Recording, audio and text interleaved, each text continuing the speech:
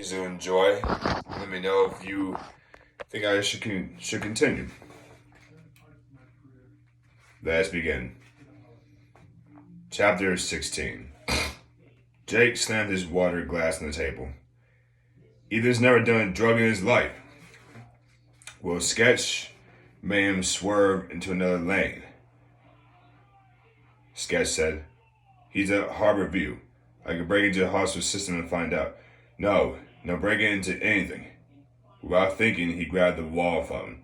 "I'll call the hospital and find out his status." No, Sketch ripped the phone out of Jake's hand. "You can't use a landline."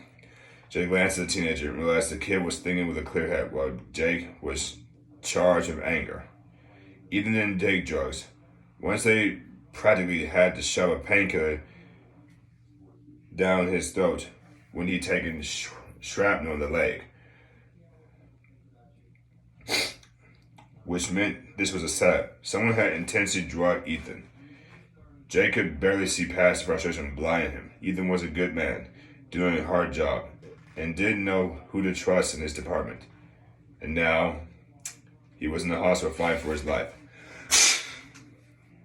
"I should go see him," Jake muttered. "See who?" Robin said, walking into the kitchen. She read his expression and stopped short. "What?" "Ethan was in a car accident. He's in the hospital and how bad?"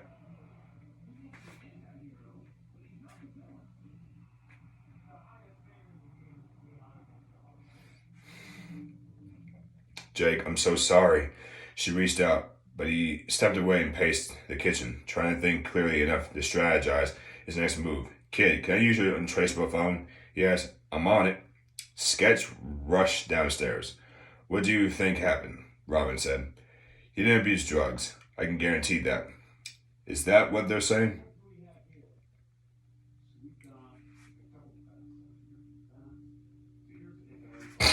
She crossed her arms over her chest and leaned against the counter. "Yeah, which is ridiculous, especially since the department would normally do their best to keep something like that quiet until they knew for sure. Which means this is coming from inside the department, which Ethan suspected from the get-go." Sketch came back into the kitchen with the phone. "Can you find me the number for Harbor View?" Jake asked Sketch. "They won't tell you anything, not over the phone," Sketch said.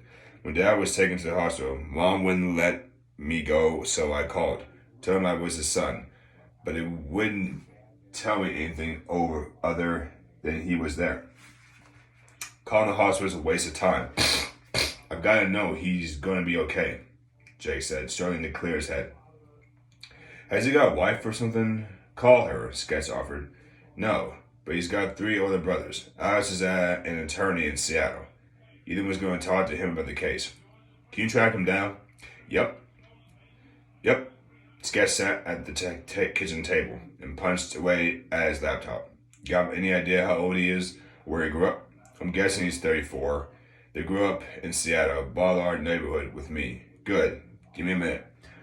Jay continued his frantic pacing, trying to figure out what to do next other than rush back to Seattle and sit beside his friend's hospital bed. No, Ethan would be furious with Jake if he jeopardized the case by exposing his whereabouts. Because if they found Jake, they had access to Robin, and whoever was behind all this would have the ace card. Somehow, some way, they'd work on Jake until he revealed where he was. Yeah, he'd be dead before he uttered a word. He was no good to Robin dead. "Jake?" Robin caught up to him and took his hand. "He'll be okay. He's a strong man and very determined." Jake shrugged, brushing his thumb across the back of her hand. "I don't know how to help him." "Yes, you do. Protect me and put the jerks behind all this in jail." I guess Detective Beck was close to finding out the truth about who's behind the killing and drug smuggling, and that's why he's in the hospital. Can't believe one of his own men drugged him. There are bad people everywhere. I'm sorry your friend got caught in this mess. Jay pulled her to his chest in a hug. "Right. You're sorry about Ethan, even though your life's been in danger for days." He broke the embrace and tipped her chin up to look into her eyes. You are a remarkable woman, Robin. Gag me. Sketch roll his eyes. If you two are done, I've got the brother's phone number. Sketch handed Jake the phone. Remember, it's untraceable if you call. But if you give the number out, I can't guarantee they won't find it. With a nod, Jake punched in the number. It rang once. Twice. If Alex didn't answer, should Jake risk leaving a message? Hello? Relief washed over Jake. Alex? Yes, it's Jake Walters. I heard about Ethan. You'll understand. On Gert. Don't worry about it. You're not alone. I get it. Did you know Ethan was working on something involving police corruption? Didn't you get the email? It's better if you stay at home. We need to talk, Alex. When can I call you? We won't know until later tonight. 9, 10, something like that. I'll call you back. Just tell me he's going to be okay. Parent paused and then, we don't know yet. Jake closed his eyes. Alex, I'm so sorry. Thanks for the call, on Gert, he said in soft, broken voice. Bye. Bye. Alex hung up and Jake stared at the phone. His best friend was in critical condition, and Jake couldn't do a thing about it. He couldn't support the family, pray with them, keep a vigil at the hospital. All he could do was stay away and hope for the best. It's bad, Robin asked. Sounds like... He couldn't talk. Someone was there. A bad guy, a villain. Jake prayed some of the good folks show up as well to support Ethan. Friends from church, family, and neighbors. Jake hated feeling helpless. He felt helpless growing up, helpless for the months he'd taken care of Mom, and had watched the light dim in her eyes. With a burst of frustration, he slammed his fist on the kitchen table, then glanced up at Robin, fearing her reaction. Robin didn't flinch, stepped back, or looked frightened the least. Feel better, she said. I usually do, Sketch muttered. I've got a punching bag in the basement if you want to go a few rounds with that. Thanks for the offer, Jay said. Hey, Alex, said something about an email. It might have been a smoke screen, but then again, maybe Ethan sent me something before the accident. Yeah, and who was Jay going to take it to? At this point, he couldn't trust anyone in the department. Jake spotted an email sent from Ethan's personal account, with Robin looking over his shoulder and Sketch sitting next to him. Jake clicked it open. Jake, attached are copies of documents I found in Detective Edwards' lockbox. I'm sending my brother, Alex, copies as well. He trusts someone in the district attorney's office and is going to pursue that angle. I think someone broke into my place looking for it, so I'm keeping it in the trunk of my car. On my way to speak with the police chief. Under the radar, of course. Who knows how far up this goes, but I had to do something. Thanks, E. Jake downloaded 4 attachments and saved them to the desktop. He signed off quickly. Do you think they can trace us now that I've checked my email? He asked Sketch. Depends how frequently they're checking his and your email accounts. Okay, let's look at this stuff. He glanced over his shoulder at Robin. Ready? Yes, sir. Well, I'm ready for some dinner, Caroline said, breezing into the kitchen. What's so fascinating on the computer? An email from Ethan from this morning, Jake said. He was in a car accident this afternoon. Oh no, she sighed.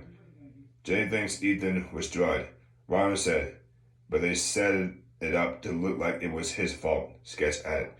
Which is why I'm going to figure out how to put it into this. He clicked on one of the documents, and it should be manifest popped onto the screen. I'm going to build a case. Clear Ethan's name and get Robin's life back for her. Okay, superhero, what do you need me to do? Sketch said. Help me figure out how to sneak back and to stay out under the radar. You think that's a good idea? Caroline said, I do. They won't be expecting it. They expect us to hide and keep running. If there's one thing I can't stand, it's bullies. No kidding, Sketch said. I'll whip something up for dinner, Caroline said. Robin, would you like to help? Of course. We should take this downstairs. My other computer is faster, Sketch said. Sketch packed up the laptop and headed downstairs. Jay went to Robin, who was standing, taking down plates for dinner.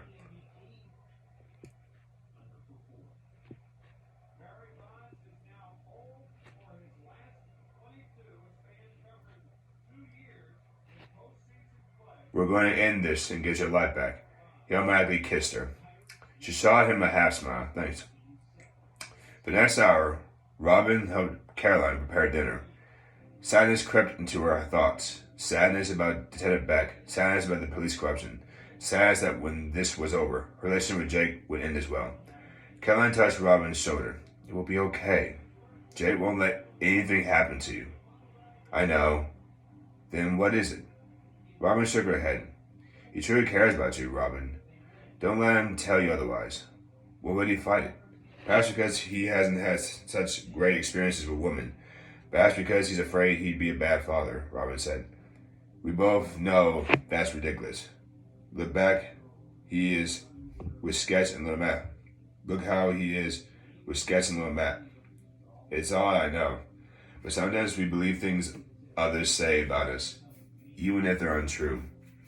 Like Robin believing it when her parents said it was okay that she wasn't as smart or as talented as her older brother.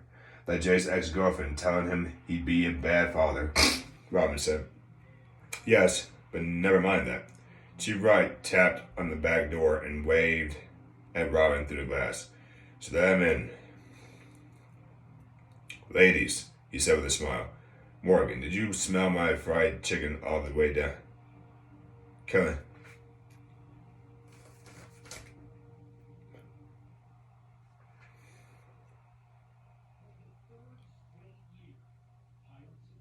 I wish my motivation was strictly hunger pangs.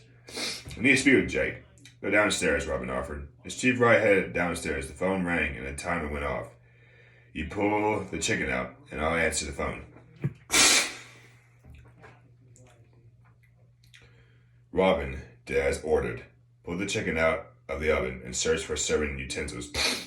Port whisper in, Caroline answered. Pardon me? Slow down. Who? Robin Strine. Robin snapped her attention to Caroline. No, she's not a guest. I'm sorry, I can't help you, Jennifer. If she does check in, I'll be sure to. Robin snatched the phone from Caroline. Hello? Robin, I'm so glad I found you, Jen said. How'd you get this number? Detective Beck, Jen said. Listen, the retirement village left messages on your work phone about your dad. He's in the hospital. I think it's a stroke. What hospital? St. Joseph's in Phoenix. I'm sorry, I didn't reach you sooner. But I didn't know where you were. And I panicked and finally convinced Detective Beck to give me the number. And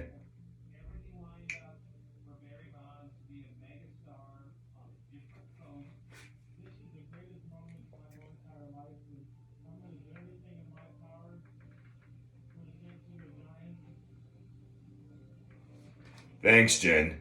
I've got to go. But Robin hung up and dialed 411. I have the call information, Caroline. I'll pay you back. Phone usually calm. Robin called information and got the number for the hospital. The men came upstairs into the kitchen, Jay looking at Robin with question in his eyes. Her father had a stroke, Caroline said. How does she know that? Jake said. Her friend Jim called, Caroline explained. Directory assistant, the voice said. I need a number in Phoenix for St. Joseph's Hospital. Robin scribbled the number on the message board by the phone. Thanks, she said to the operator and hung up.